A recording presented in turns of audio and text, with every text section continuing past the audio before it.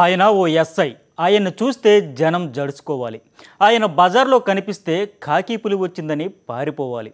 లేదంటే సినిమా స్టైల్లో police torture మొదలు పెడతారు. బజారుకు ఆయన వస్తే పారిపోకుండా నిల్చున్న యువకుడిపై పంజా విసిరిన ఎస్ఐ సినిమాలోని థర్డ్ డిగ్రీ సీన్లు తలతన్నెల చితక్కొట్టాడు.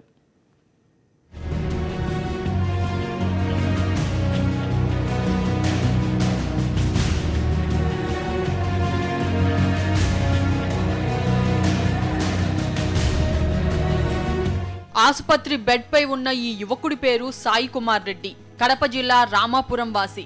స్థానిక ఎస్ఐ చేతిలో చావు దెబ్బలు తిని ఇలా పేషెంట్ అయ్యాడు. ఎందుకంటారా? స్థానికుల కథనం మేరకు రామాపురంలో వినాయకుని విగ్రహ ఏర్పాటు కోసం యువకులు చందాలు వసూలు చేస్తున్నారు. అంతలో ఎస్ఐ బజారులో విజిట్ కు వచ్చాడు. అయితే యువకులపై హుకుం జారీ చేసి చెదరగొట్టాడు. ఎస్ఐని చూసి కూడా సాయి కుమార్ రెడ్డి పారిపోలేదు. అదే అతడు చేసిన తప్పు. నేను కనిపిస్తే కూడా పారిపోకుండా ఉంటావురా అంటూ ఎస్ఐకు చుర్రెత్తింది. రోడ్డు మీదే సినిమా స్టైల్లో సాయి కుమార్ రెడ్డిని కొట్టుకుంటూ ఈడ్చుకెళ్లాడని బాధితులు అంటున్నాడు. చందా రాబడుతున్నారు సార్. వినాయకమే చందా రాబడుతూ నాకు ఫోన్ చేశారు. అన్న రాన్న ఇక్కడికి చూస్తూ అన్నారు. నేను వెళ్ళి పక్కన నిలబడుకున్నాను సార్. తాడు పట్టిన పిల్లోడు ఉన్నాడు, ఆపిన పిల్లోడు ఉన్నాడు, చందాలు వసూలు చేసే పిల్లోళ్ళు ఉన్నారు. చేస్తుంటే నేను చూస్తూ పక్కన నిలబడుకున్నాను.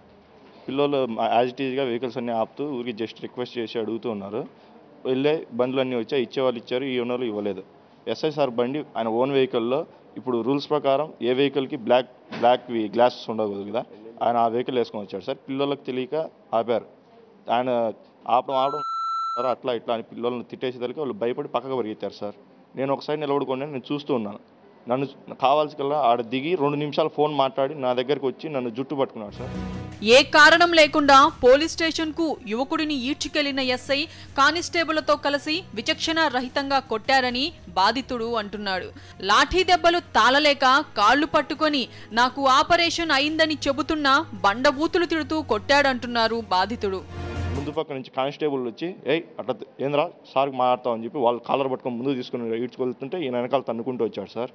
లోపలికి వెళ్ళిన తర్వాత లాఠీలు తీసుకొని బట్టలు ఇప్పిందాక చితకబాదారు సార్. నన్ను షూతో మొహం మీద తంతుంటే సార్ ఇట్లా షూ పట్టుకున్నా అని 2 కానిస్టేబుల్ కాళ్ళు పట్టుకుని అరికాళ్ళకు లాఠీలతో కొట్టి ఆయన వెంగిళ్ళు ఊసి మహాన అక్క అంటాడు, అమ్మ అంటాడు, ఆళ్ళు అంటాడు సార్. ఆయన ఇష్టం వచ్చినట్టు తిట్టి వాళ్ళు నేను చేతులు అడ్డబెడుతున్నాను, నా చేతులు కొందరు పట్టుకుంటే కాళ్ళు కొందరు పట్టుకొని లాఠీలతో కొడుతుంటే ఆయన మొహం మీద షూ పెట్టి కొడితే ఇక్కడ ఇక్కడ ప్రెజర్ వల్ల ఇక్కడ చెండు కూడా ఎగిరింది సార్. పైనుంచి ఆయన బలమంతా పెట్టి నా మీద నిలబడ్డాడు సార్. మొహం మీద ఎంగిలి ఊశాడు, నోట్లో ఊశాడు.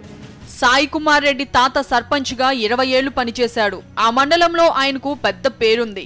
ఆయన మనువడిగా సాయి కుమార్ రెడ్డి కూడా ఒద్దిగ్గానే ఉంటాడని గ్రామస్తులంతా చెబుతున్నారు. వినాయక చవితి చందాల్లో ఎస్ఐని చూసి పారిపోలేదని, ఎస్ఐ ఈ విధంగా కొట్టడం సరికాదని అంటున్నారు. ఆపరేషన్ చేయించుకున్న కొడుకును పోలీసులు తీసుకెళ్లి చితగ్గొట్టడంపై అతని తల్లి సరస్వతి పోలీస్ స్టేషన్ కు వెళ్లింది. పోలీసులను తన కొడుకుని కొట్టడానికి కారణం ఏంటని ప్రశ్నించింది. అంతే, రెచ్చిపోయిన ఎస్ఐ ఆమెపై కూడా భూత పురాణం అందుకున్నాడని ఆ తల్లి ఆవేదన వ్యక్తం చేసింది.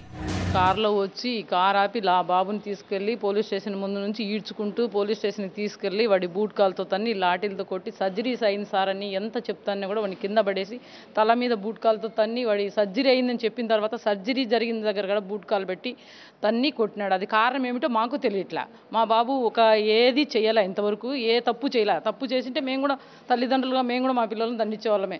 కానీ వాడు ఏ తప్పు చేయలే, ఎవరు జోలికి పోలా, ఏం చేయలే. ఏం ఒక నక్సలైట్ను కొట్టినట్టు, ఒక దొంగను కొట్టినట్టు ఎందుకు ఈ విధంగా ప్రవర్తించినారు? బట్టలు ఇప్పి పోలీస్ స్టేషన్లో వేసి బూట్ కాల్తో తన్ని, లాఠీలతో కొట్టి, సర్జరీ దగ్గర బూట్ కాల్తో తన్ని, తల మీద తన్ని, ఎంగిలు ఊసి అమ్మ నా బూతులు తిట్టాల్సినంత అవసరం ఏమొచ్చింది?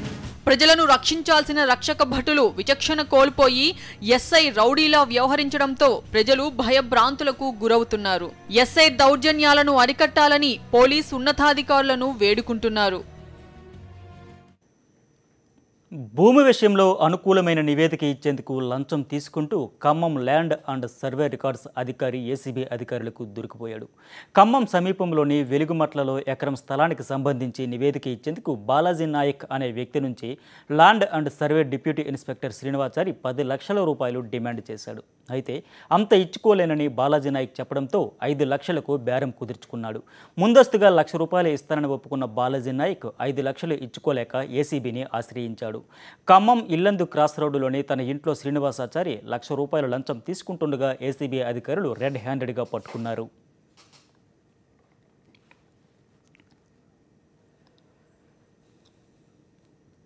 ఓ కారు పంచర్ కావడం ఓ హత్యా పథకాన్ని వెలుగులోకి తెచ్చింది. ఓ ఆర్ఎంపీ వైద్యుడిని కారుతో ఢీకొట్టి చంపాలన్న కుట్ర భగ్నమైంది.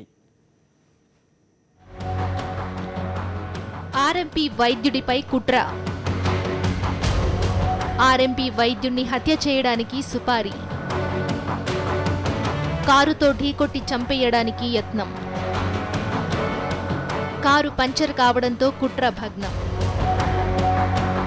నల్లగొండ జిల్లా అర్వపల్లి మండలానికి చెందిన ఆర్ఎంపీ వైద్యుడు విజయ్ కుమార్ను హత్య చేయడానికి యత్నించిన దుండగులు పోలీసులకు చిక్కారు.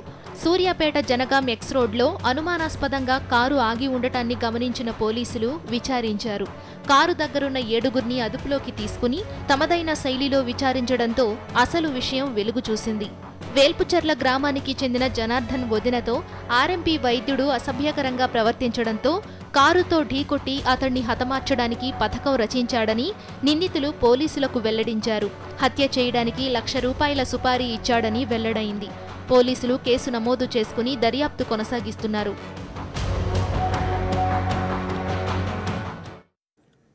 వివాహేతర సంబంధాలు భార్యాభర్తల మధ్య చిచ్చుపెడుతున్నాయి. జీవితాంతం కలిసి ఉండాల్సిన వాళ్ళు క్షణికావేశంలో ఊపిరి తీసుకుంటున్నారు. ప్రియుడితో కలిసి కట్టుకున్నోడిపై దాడికి దిగే మహిళలు కొందరైతే భర్త వేధింపులు భరించలేక తనువు చాలించే మహిళలు ఇంకొందరు. పెరిగిపోతున్న కలహాల కాపురాల కథనాలపై ఓ ప్రత్యేక కథనం. భర్తపై భార్య దాడి. మెదక్ జిల్లా బోరంచలో ఘటన. అగ్నిసాక్షిగా పెళ్లాడిన వారు పాడు బుద్ధితో వివాహేతర బంధాల్లో చిక్కుతున్నారు. అది కాస్త వికటించి ఊపిరి తీసుకుంటున్నారు. మెదక్ జిల్లా నారాయణఖేడ్ డివిజన్ పరిధిలోని బోరంచకు చెందిన రాజు, బసమ్మలు భార్యాభర్తలు. వీరికి ఒక కొడుకు, కూతురు. రాజు తండ్రితో భార్య వివాహేతర బంధం పెట్టుకున్నట్లు అనుమానించిన భర్త బసమ్మను మందలించాడు. దీంతో రెచ్చిపోయిన బసమ్మ భర్త రాజును తమ్ముడితో కలిసి చితక్కొట్టింది. ఈ ఘటనలో రాజు తీవ్ర గాయాల పాలయ్యాడు. రక్తపు మడుగులో భర్తను పడేసి ఇంటికి తాళం వేసింది. ఊరి జనం ఈ సంఘటనను పోలీసుల దృష్టికి తీసుకెళ్లడంతో రాజును పోలీసులు కాపాడారు. మాసాల రాజుని ఆయన భార్య అయినటువంటి బసమ్మ మరియు బామ్మర్ది అనిల్ మొన్న మధ్యాహ్నం పూట తాగి వచ్చి తన భార్యని బాగా కొట్టి చెయ్యరగొట్టినాడని తెలుపగా వాళ్ళన్న అయినటువంటి అనిల్ వచ్చి ఇద్దరు కలిసి సొంత భావాన్ని కొట్టి కాలు చేతులు కట్టేసి ఇంట్లో పడవేసినారు. తల మీద కొట్టగా తలకు గాయమైనది. కాళ్ళు చేతులు కట్టేసి 100 మంది వచ్చినా తీయలేదు. తాళం వేసుకొని కూర్చున్నది. ఎవరు వచ్చినా తీయలేదు. లాస్ట్కు ఫోన్ చేసి ఎస్ఐ పిలిపించి తాళం తీస్తేనే తీసింది. తీసి ఎస్ఐ తాళం తీసి లోపలికి పోయి చూస్తేనే రక్తంతో ఉన్నాడు. ఆయన తీసుకొచ్చి హాస్పిటల్కి ఎస్ఐ జాయిన్ చేసాడు. ఈ ఘటనకు పాల్పడిన భార్యపై, ఆమె తమ్ముడిపై కేసు నమోదు చేసుకుని దర్యాప్తు చేస్తున్నారు పోలీసులు. భర్తను చంపిన భార్య. కరీంనగర్ జిల్లా కాల్వ శ్రీరాంపూర్లో ఘటన. కరీంనగర్ జిల్లాలో భర్తను రోకలి బండతో మోదీ చంపిన ఘటన జరిగింది. కాల్వ శ్రీరాంపూర్కు చెందిన రాజయ్య, యదమ్మలు దంపతులు. వీరికి 2 ఆడబిడ్డలు. మద్యానికి బానిసైన రాజయ్య భార్య, పిల్లలను వేధించేవాడు. భర్త అరాచకాలను భరించలేకపోయిన యాదమ్మ రోకలి బండతో మోదింది. ఈ ఘటనలో రాజయ్య ప్రాణాలు విడిచాడు. ప్రాణం తీసిన వివాహేతర బంధం. భార్య ప్రియుణ్ణి హతమార్చిన భర్త. హైదరాబాద్ కూకట్పల్లిలో ఘటన. హైదరాబాద్ కూకట్పల్లిలో ఓ వ్యక్తి దారుణ హత్యకు గురైన ఘటన ఆలస్యంగా వెలుగు చూసింది. కూకట్పల్లి హైదరార్ నగర్కు చెందిన సుబ్బారావు కిందింటి మహిళతో వివాహేతర బంధం పెట్టుకున్నట్లు తెలుస్తోంది. ఆమె భర్త సుబ్బారావుకు మద్యం పూటుగా తాగించి హతమార్చినట్లు పోలీసుల దర్యాప్తులో తేలింది. సుబ్బారావు కనిపించకపోవడంతో ఆయన కుటుంబ సభ్యులు పోలీసులను ఆశ్రయించారు. ఈ క్రమంలోనే బోరబండ సున్నం చెరువులో మూటలో శవం కనిపించడంతో వెలికితీశారు. ఆ డెడ్ బాడీ సుబ్బారావుదిగా గుర్తించిన పోలీసులు దర్యాప్తు చేయడంతో అసలు విషయాలు వెలుగు చూశాయి. సోమవారం రోజు 9 గంటలకు ఫోన్ చేసి మా ఓనర్ నాకు పార్టీ ఇస్తున్నాడు, బాగా తాగిస్తున్నాడు, ఎన్నడూ లేదు ఈరోజు కొత్తగా చేస్తున్నాడని చెప్పేసి నాకు అనుమానంగా అనిపిస్తుంది అని ఫోన్ చేశాడు. ఫోన్ చేసిన తర్వాత కొద్దిసేపటి నుంచి మళ్ళీ అన్ని స్విచ్ ఆఫ్. వాళ్ళకి అనుమానం వచ్చి ఆ ఊరు నుంచి బయలుదేరి నిన్న వచ్చి ఎంక్వైరీ చేస్తే మొన్నటి నుంచి అసలు రూమ్కి రావట్లేదని వాళ్ళ ఫ్రెండ్స్ సజెషన్ ఉన్నారు. ఆయన చెప్పారు. అదే అనుమానం గురించి కనిపించట్లేదు నుంచి మిస్సింగ్ కేసు కంప్లైంట్ ఇచ్చారు.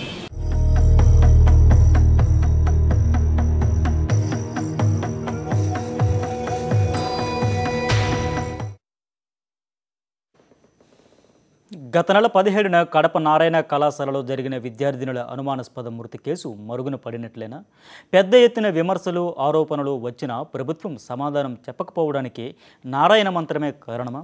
ఇప్పటి వరకు జరిగిన పరిణామాలు చూస్తే ఈ ప్రశ్నలకు అవుననే సమాధానాలు వస్తున్నాయి. మరోవైపు కన్న బిడ్డలను పోగొట్టుకున్న తల్లిదండ్రులు పుట్టడి దుఃఖంతో న్యాయం కోసం ఎదురుచూస్తున్నారు.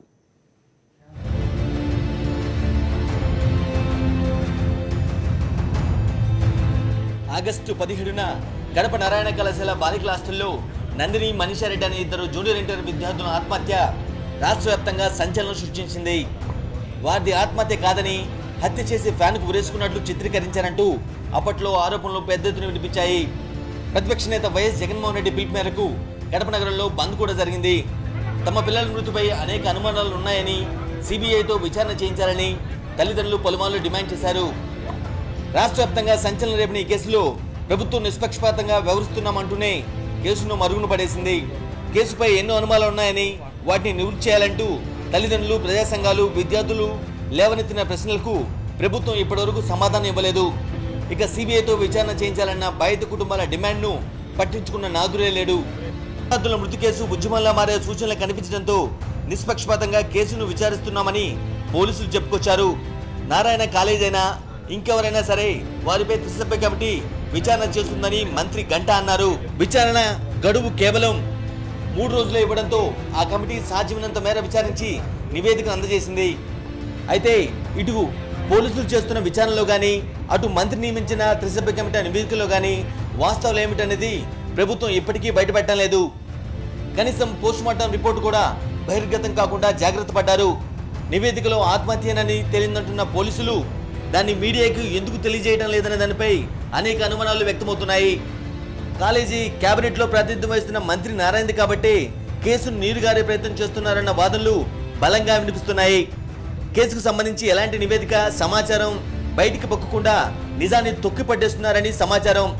ఆ స్థాయిలో మంత్రి ప్రభావితం చేస్తున్నారని బలంగా వాదనలు వినిపిస్తున్నాయి. ఇక మరోవైపు న్యాయం కోసం విద్యార్థుల తల్లిదండ్రులు చెమర్చిన కళ్ళతో ఎదురు చూస్తున్నారు. బిడ్డలను చంపి ఆత్మహత్యగా చిత్రీకరించారన్న అనుమానానికి ఇప్పటికీ కట్టుబడి ఉన్నామని అంటున్నారు. పారదర్శకంగా విచారణ జరిపి దోషులకు కఠినంగా శిక్ష పడేలా చూడాలని కోరుతున్నారు. మరి నిష్పక్షపాతంగా విచారణ జరిపి నింగికేసిన విద్యా కుసుమాల కుటుంబాలకు న్యాయం చేస్తారా, లేక మంత్రి అధికారానికి తలొక్కి కేసును నీరుగారుస్తారో చూడాలి. కరెస్పాండెంట్ శ్రీనివాసులు, సాక్షి న్యూస్, కడప జిల్లా.